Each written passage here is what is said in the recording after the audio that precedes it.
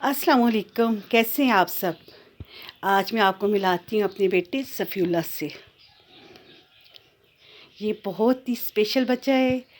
ये है तो ज़हनी और जिस्मानी तौर पर माज़ूर, लेकिन ये उन बहुत सारे बच्चों से बेहतर है जो सेहतमंद और नॉर्मल होने के बावजूद अपने माँ बाप के लिए आजमाइश बने हुए हैं। अभी इसके खाने का टाइम है। ये नॉर्मल तरीके से इस तरह से नहीं, इसको चबाने का सेंस नहीं है कि ये जब खाए तो किसी चीज़ को चबा के खाए। इसलिए जब भी इसको मैं कुछ खाने के लिए देती हूँ तो वो इसे मैं लिक्विड फॉर्म में देती हूँ, जो ये या तो ये चम्मच के साथ खा सकता है, फिर या इसे मैं फीडर में देती हूँ। अगर आपके घर में भी ऐसा बच्चा है तो यकीन करें, परेशान ना हो। ये अगर आपकी दुनिया नहीं है तो ना सही, लेकिन आपकी आखिरत तो है ना।